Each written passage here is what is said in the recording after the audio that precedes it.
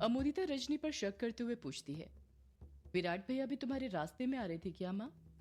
इसका मतलब विराट भैया को तुमने ही मारा था और उसका इल्जाम यक्षिणी पर लगा दिया था। अमोदिता का सवाल सुनकर रजनी घबराने लग जाती है। रजनी अमोदिता के सवाल का कुछ जवाब नहीं देती है। वो एकदम चुप हो गई थी, किसी भीगी बिल्ली की तरह।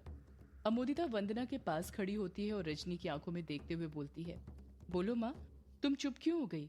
क्या विराट भैया को भी तुमने ही मारा था क्योंकि वो तुम्हारे रास्ते का कांटा बन रहे थे? रजनी अमोदिता के इल्जाम को खारिज करते हुए कहती है, अरे पागल हो रही है क्या अमोदिता? ये कैसी बातें कर रही है? इस वंदना पागल के साथ रह रहकर तू भी उसके साथ पागलों की तरह बातें करने लग गई है। जरूर इस पागल ने मेरे खिलाफ तेरे कान भरे होंगे। अमोदिता समझ जाती है कि रजनी उसे घुमाने की कोशिश कर रही थी, पर वो अपनी बात पर अडिग रहती है और फिर रजनी पर दबाव बनाते हुए उससे पूछती है, माँ बातों में मत घुमाओ, मेरे सवाल का सीधा सीधा जवाब दो, क्या विराट भैया को तुमने मारा था? रजनी अमोदिता को समझाते हुए कहती है, नहीं अमोदिता, ऐसा तू सोच भी कैसे सकती है? आखिर विराट भी मेरे बेटे की तरह था, मैं उसे भला क्यों मारूंगी? उसे तो यक्षिणी ने ही मारा था। माना मैं सौदाइन हूँ, जादू टोना करती हूँ, पर किसी को मार नहीं सकती, समझी? रजनी की आंखों में नमी देखकर अमोदिता को उसकी बातों पर यकीन आने लग गया था। वो रजनी की बातों पर विश्वास कर लेती है। इस तरफ युग और यामिनी रोंकामुचा घाट पर पहुंचने वाले थे। रोंकामुचा घाट से वो दोनों करीब 50 मीटर की दूरी पर थे। उनके आसपास गहरा सन्नाटा छाया हुआ था। वहां पर उन दोनों के सिवा और कोई नहीं था। युग रोंकामुचा घाट की तरफ देखते हुए कहता है, यामिनी, घाट पर तो बहुत अंधेरा है। यामिनी रोंकामुचा घाट की तरफ देखते हुए कहती है, कहां पर युग बाबू? युग अपने कदम आगे बढ़ाते हुए कहता है, ये यामिनी घाट पर तुम्हें अंधेरा नहीं दिख रहा क्या? मुझे नहीं लगता तुम इतने अंधेरे में अकेले अपने घर जा पाओगी। तुम्हारे पास तो मोबाइल भी नहीं है जिसकी टॉर्च की रोशनी की मदद से तुम घर तक जा सको। एक काम करता हूँ, मैं ही तुम्हें तुम्हारे घर तक छोड़ देता हूँ, यही ठीक रहेगा। यामिनी युग के मजे लेते हुए कहती है, युग बाबू, आपको तो बस मेरे घर तक जाने का बहाना चाहिए। आप क्या मेरे घर पर जाकर मेरे बाबा से मेरा हाथ मांगने वाले हैं, जो बार बार मेरे घर जाने की रट लगाए रहते हैं? युग अपनी नजरें चुराते हुए कहता है, अरे नहीं यामिनी, तुम मुझे गलत समझ रही हो। मैं तो ये सब बस तुम्हारी मदद करने के लिए कर रहा था। तुम ही देखो ना, भला घाट पर कितना अंधेरा है। मुझे तो कृष्णोई नदी भी दिखाई नहीं दे रही है, बस पानी बहने की आवाज सुनाई दे रही है। कहाँ युग बाबू, आपको कहाँ इतना अंधेरा दिख रहा है? मुझे तो नहीं दिख रहा। यामिनी ने इतना कहा ही था कि वो घाट के पास पहुंच जाती है। जैसे ही वो घाट की रेत पर अपना पहला कदम रखती है, अचानक से वहां पर 4-5 के झुंड में जुगनू आने लग जाते हैं, जिनसे आसपास रोशनी होने लग जाती है। रोशनी इतनी बढ़ जाती है कि युग और यामिनी एक दूसरे को साफ साफ देख पा रहे थे। यामिनी फिर युग के मजे लेते हुए कहती है, बताइए कहां पर दिख रहा है युग बाबू आपको अंधेरा? मुझे तो कहीं दिखाई नहीं दे रहा। युग के चेहरे के सामने से ही एक जुगनू निकल रहा था। युग उस जुगनू को पकड़ने की कोशिश करते हुए कहता है, अरे ये जुगनू कहां से आ गए अचानक से? अभी तो थोड़ी देर पहले नहीं थे। युग जुगनू पकड़ने की कोशिश तो करता है, पर उसके हाथ से वो जुगनू निकल जाता है। यामिनी उस जुगनू को पकड़ने की कोशिश करते हुए कहती है, युग बाबू, आप शायद भूल रहे हैं, ये जुगनू ही मेरे दोस्त हैं। मैं जहां जाती हूँ ये मेरे साथ आ जाते हैं। यामिनी के हाथ में वो जुगनू आ गया था। वो जुगनू यामिनी के हाथ में ऐसे जगमगा रहा था जैसे कोई तारा आसमान में टिमटिमाता है। उस जुगनू के लिए यामिनी के हाथ की हथेलियां किसी आसमान की तरह ही थी, जिसे छत मिल गई थी। युग उस जुगनू को देखकर शॉक्ड होते हुए कहता है, ये क्या यामिनी, ये जुगनू तो तुम्हारे हाथ में एक बार में ही आ गया, ऐसे कैसे? युग बाबू, क्यों नहीं आएंगे ये जुगनू मेरे पास, मेरे अपने जो हैं। युग अपना सिर खुजाते हुए कहता है, पता नहीं यामिनी, तुम ना कैसी कैसी बातें करती हो। तुम्हारी बातें ना मुझे कभी कभी बिल्कुल समझ में नहीं आती है। यामिनी जुगनू को हवा में उड़ाने लग जाती है, पर वो जुगनू यामिनी के हाथ से ही चिपका रहता है। युग उस जुगनू को देखते हुए कहता है, लगता है इस जुगनू को तुमसे कुछ ज्यादा ही लगाव हो गया है, तभी नहीं छोड़ रहा है तुम्हें। ऐसा क्या जादू कर दिया है तुमने इन पर? यामिनी अपनी आंखें मटकाते हुए कहती है, युग बाबू, सब चीजें जादू से नहीं, कुछ चीजें प्यार से भी हासिल की जा सकती हैं। युग को फिर यामिनी की बात समझ में नहीं आती है। यामिनी, तुम ना मुझे इंसान ही नहीं लगती हो, पता नहीं कैसी कैसी बातें करती हो। यामिनी धीरे से बड़बड़ाती है, मैं इंसान नहीं हूं युग बाबू। युग यामिनी की बात सुनकर दंग रह जाता है। उसकी बोलती बंद हो गई थी। युग डरते हुए कहता है, यामिनी, अगर तुम इंसान नहीं हो तो कौन हो? आपको बहुत जल्द पता चल जाएगा युग बाबू, मैं क्या चीज हूँ। पर आप मुझे अपनाएंगे ना किसी भी हालत में? चाहे मैं कैसी भी रहूं। युग बिचकते हुए कहता है। अपनाएंगे ना मतलब? यामिनी बात को पलटते हुए कहती है। मतलब ये कि हम रोंका घाट पर पहुंच चुके हैं, अब मैं अपने घर जाऊं? युग यामिनी को और रोकने का बहाना ढूंढने लग जाता है। युग यामिनी के साथ और वक्त बिताना चाहता था। पता नहीं क्यों, पर यामिनी से बातें करके अभी उसका दिल नहीं भरा था। युग बहाना बनाते हुए कहता है, यामिनी, अगर तुम चली गई तो तुम्हारे साथ तो ये जुगनू भी चले जाएंगे। फिर यहाँ पर अंधेरा छा जाएगा। फिर मैं नदी पार कैसे करूंगा इतने अंधेरे में? यामिनी युग की ये चालाकी समझ जाती है और उसकी टांग खींचते हुए कहती है, युग बाबू, आपको अगर याद हो तो अभी थोड़ी देर पहले आप अपने मोबाइल की टॉर्च की रोशनी से मुझे मेरे घर तक पहुंचाने वाले थे। आप उसी की मदद से नदी पार कर लेना, समझे? आपको तो बस मुझे रोकने का बहाना चाहिए। आखिर मुझे रोककर आप करना क्या चाहते हैं? युग यामिनी के सवाल का कुछ जवाब नहीं देता है, बस अपनी नजरें चुराने लग जाता है।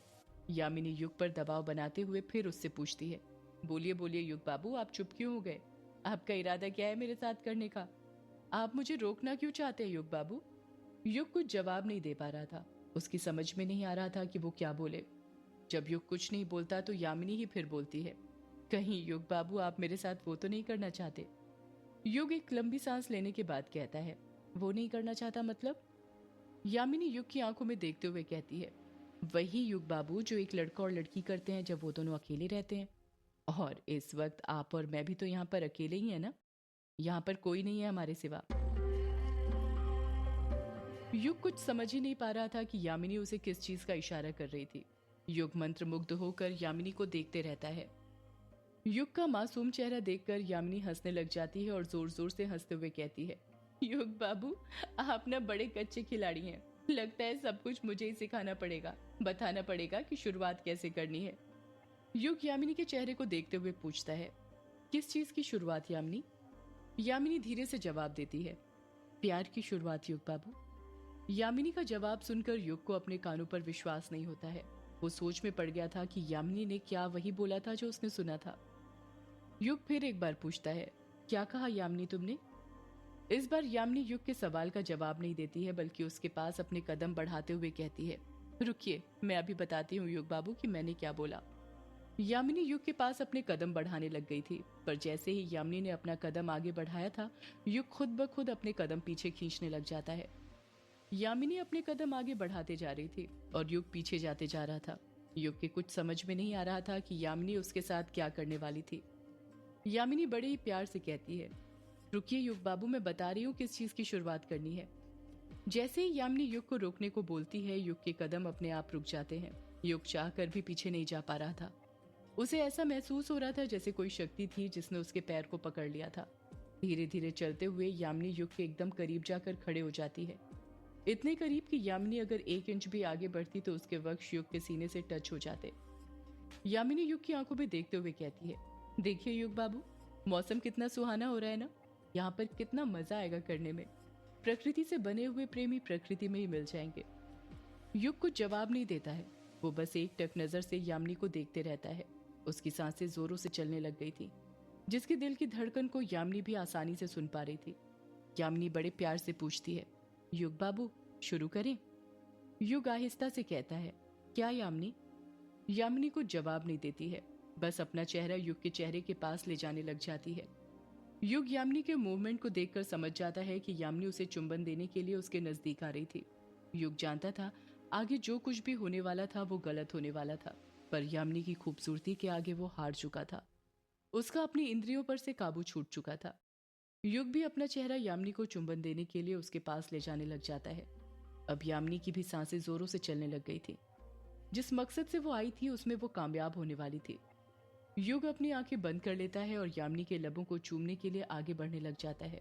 युग उन लबों को चूमने जा रहा था जिन लबों को चूमने का हर मर्द का ख्वाब होता है। युग यामिनी के लबों को चूमने ही वाला था कि यामिनी युग को मना करते हुए कहती है, रुक जाइए युग बाबू। युग अपनी आंखें बंद ही रखता है और बोलता है, यामिनी, अभी तुम ही तो करने को बोल रही थी और अब तुम ही रोक रही हो। यामिनी घबराते हुए जवाब देती है, कोई आ रहा है युग बाबू। जैसे ही यामिनी ये बात बोलती है, युग बौखलाहट के साथ अपनी आंखें खोल लेता है और अपने आसपास देखने लग जाता है, पर युग को कोई दिखाई नहीं देता है। युग फिर से अपने लेफ्ट राइट देखते हुए कहता है, कहां पर यामिनी, मुझे तो कोई दिखाई नहीं दे रहा है। युग वापस से अपनी आंखें बंद करते हुए कहता है, चलो ना यामिनी करते हैं। यामिनी झट से कहती है, इस करने के चक्कर में ना युग बाबू देखना आप मुझे किसी दिन मरवा देंगे। यामिनी अपने हाथ से जहां से रोंका घाट शुरू होता है उस ओर इशारा करते हुए कहती है, वो देखिए युग बाबू, वहां से कोई आ रहा है। युग उस तरफ देखने लग जाता है जिस तरफ यामिनी ने इशारा किया था, पर अंधेरा होने की वजह से उसे कोई दिखाई नहीं दे रहा था। पर अगले ही पल उसे किसी के कदमों की आहट सुनाई देने लग जाती है। कोई शख्स उन दोनों की ओर ही आ रहा था। युग उस ओर देखते हुए कहता है, इतनी रात में यहाँ पर कौन आ रहा है? यामिनी बड़बड़ाती है, वही जिसे अपनी जान प्यारी नहीं होगी, उसे क्या पता वो अपनी मौत के करीब कदम बढ़ा रहा है। युग आंखें बड़ी करते हुए कहता है, क्या कहा यामिनी तुमने? यामिनी बात को बदलते हुए कहती है, मैंने कहा मुझे नहीं पता कौन आ रहा है युग बाबू। मेरी उल्लू की तरह आंखें थोड़ी है जो अंधेरे में देखकर बता दूं कि कौन आ रहा है। खैर जो भी आ रहा हो आप देख लेना, मैं तो जाती हूँ, आपके चक्कर में पहले ही बहुत लेट हो चुकी हूँ। युग कुछ जवाब देता उससे पहले ही यामिनी वहां से निकल जाती है। यामिनी जैसे ही वहां से जाती है उसके साथ सारे जुगनू भी वहां से चले जाते हैं। घाट पर वापस से अंधेरा छा जाता है। युग को कुछ दिखाई नहीं दे रहा था। वो अपना शरीर तक नहीं देख पा रहा था, इसलिए वो अपने मोबाइल का टॉर्च ऑन कर लेता है। कदमों की आहट धीरे धीरे तेज होने लग गई थी। जिस ओर से कदमों की आहट सुनाई दे रही थी, युग उस ओर अपने मोबाइल का टॉर्च मारते हुए कहता है, कौन है? कौन है वहां पर? कोई जवाब नहीं आता है। युग अंदाजा नहीं लगा पा रहा था कि इतनी रात में घाट के पास कौन आ रहा होगा, क्योंकि गांव वाले तो शाम होते ही घाट के पास से दूर हो जाते हैं। युग अंदाजा लगा ही रहा था कि तभी एक आदमी की आवाज सुनाई देती है, यक्षिणी, ओ यक्षिणी, कहाँ है तू? देख मैं आ गया। आदमी की आवाज सुनकर युग समझ जाता है कि जो भी उसके पास आ रहा था नशे में आ रहा था। नशे में होने के कारण उस आदमी की जबान लड़खड़ा रही थी। युग खुद से बड़बड़ाता है, ये कौन पागल है जो खुद अपनी मौत को बुलावा दे रहा है? आदमी की फिर नशे में आवाज सुनाई देती है, यक्षिणी, ओ यक्षिणी, कहाँ पर है तू? कोई अपनी ही धुन में युग की तरफ कदम बढ़ाते हुए आ रहा था। कुछ ही देर में युग को वो आदमी दिखाई देने लग जाता है, पर अंधेरा होने की वजह से युग को उसका चेहरा दिखाई नहीं दे रहा था। वो आदमी बड़बड़ाते हुए कहता है, यक्षिणी, कहाँ है तू? युग उस आदमी के चेहरे पर टॉर्च मारते हुए कहता है, कौन हो तुम? सदियों से है